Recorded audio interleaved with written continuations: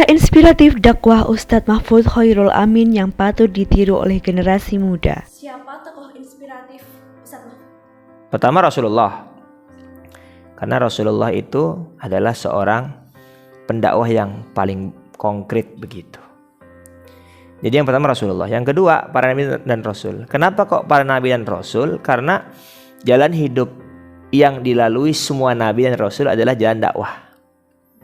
Kenapa saya memilih dakwah? Karena jalan dakwah adalah jalan hidup terbaik. Kenapa jalan dakwah adalah jalan hidup terbaik? Karena jalan dakwah adalah jalan hidup yang dilalui oleh para nabi dan rasul. Ya, selanjutnya siapa lagi Ustaz yang menginspirasi dalam konteks dakwah? Saya terinspirasi dengan orang-orang yang retorikanya bagus. Siapa? Banyak.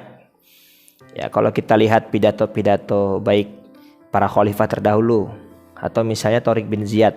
Tharik bin Ziyad ketika menaklukkan Andalusia, dia menyampaikan sebuah pidato yang sangat bagus, al-bahru min waraikum wal adu wa mamakum, begitu kan? Itu membakar semangat prajurit. Al-Fatih juga sebelum memimpin perang berpidato dengan luar biasa. Kalau di Indonesia, Bung Tomo ketika serangan Surabaya lewat radio Republik Indonesia itu dia mengatakan ya, dan ditutup dengan sebuah takbir begitu, Bung Tomo. Siapa lagi? Soekarno.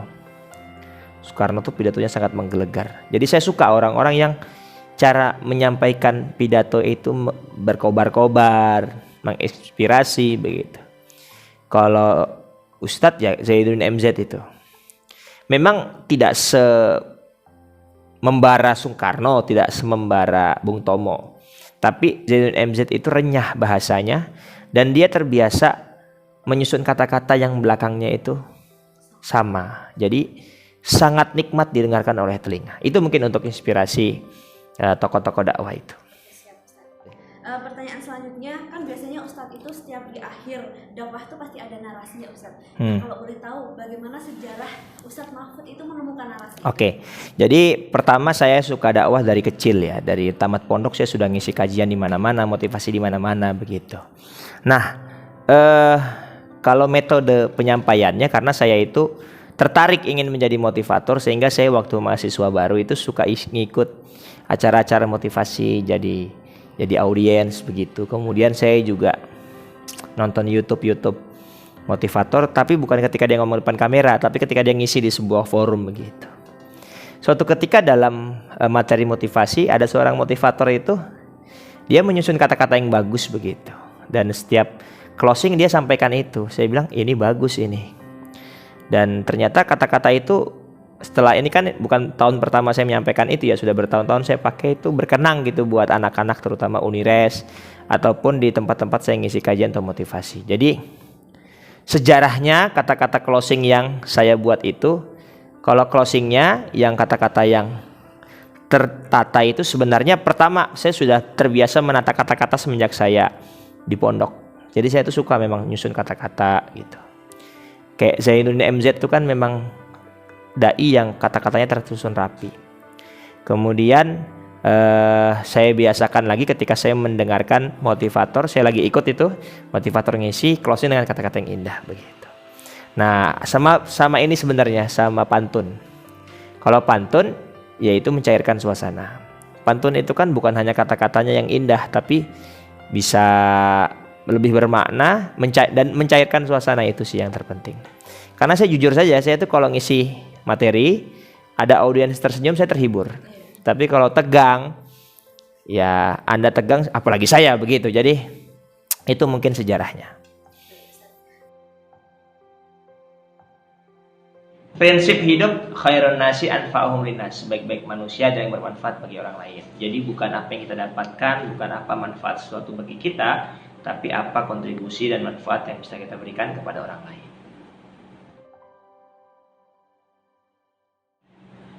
Moto hidup manjada wajada, barang siapa yang bersungguh-sungguh dapatlah ia. Jadi Allah itu tidak melihat hasil ya, tapi Allah melihat proses. Jadi sebagai orang yang sedang berproses, maka moto hidup saya adalah manjada wajada, barang siapa yang bersungguh-sungguh maka dapatlah ia. Karena sesungguhnya kata Allah Subhanahu wa taala, fa inna ma'al usri yusra, Inna ma'al usri yusra. Sesungguhnya sesudah ada kesulitan akan ada kemudahan, dan begitu pun diulangi lagi sama Allah Subhanahu wa taala, setelah ada kesulitan akan ada kemudahan.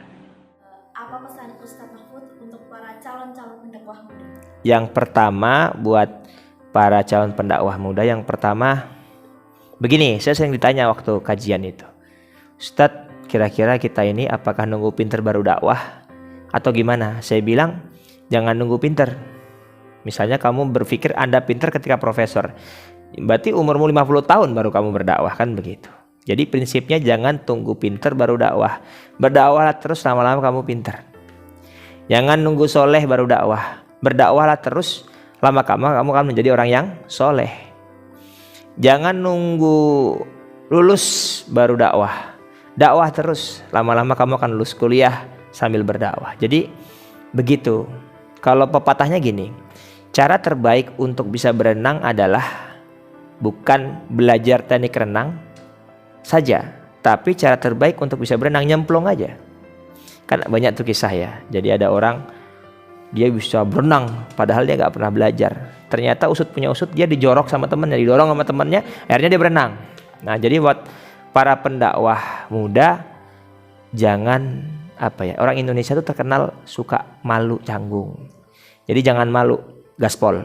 Ustadz salah, ya emang saya nggak pernah salah. Sering kali saya salah, bahkan sekarang pun saya juga sering salah begitu. Jadi teruslah berdakwah, tapi ya jangan naif. Jangan naif itu artinya kamu dakwah nggak modal apa-apa. Tetap siapkan materi dan lain sebagainya. Itu yang pertama. Jadi jangan pernah menunda dakwah dari sekarang. Ustadz, tapi saya mau pidato depan siapa? Loh, dakwah zaman now itu bukan hanya pidato, bikin story yang dakwah. Bahkan dakwah depan kamera ini jauh lebih mengena daripada. Nah, saya ngomong depan audiens paling banyak paling 100-200. Tapi kalau di depan kamera bisa jutaan orang melihat saya. Saya ngisi motivasi itu paling banyak di hadapan 800 sampai 1000 orang di Sportorium itu. Saya pernah ngisi di Sporto. Dengan audiens mentok 1000. Tapi kalau di YouTube bisa jutaan yang bisa nonton. Jadi hari ini buat para generasi muda tidak ada alasan untuk tidak berdakwah. Ya, dan dakwah bukan sekedar ceramah, bikin story, postingan, reels, TikTok yang memotivasi itu sudah bagian daripada dakwah. Dan terakhir, bagi pendakwah muda, mohon maaf harus ikhlas ya. Jangan sampai kita dalam berdakwah itu mencari profit. Salah itu.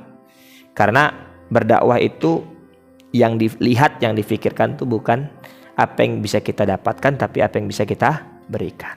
Karena sebaik-baik ganjaran dakwah adalah kita dipertemukan di surga dengan para dai-dai sebelum kita, yaitu siapa? Para nabi dan rasul. Itu mungkin habis ya. Demikian, assalamualaikum warahmatullahi wabarakatuh.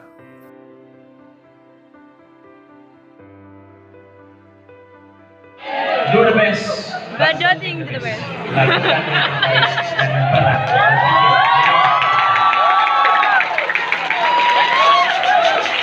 Suatu saat Anda akan merindukan ini, maka mohon dijawab dengan kompak. Mohon kerjasamanya. Maka mulai hari ini tanamkan dalam diri kita, bukan karena semua baik kita tersenyum, tapi karena kita tersenyum semuanya menjadi baik. Bukan karena hari ini indah kita bahagia, tapi karena kita bahagia hari-hari menjadi indah. Bukan karena mudah kita yakin bisa, tapi karena kita yakin bisa segala hal menjadi mudah.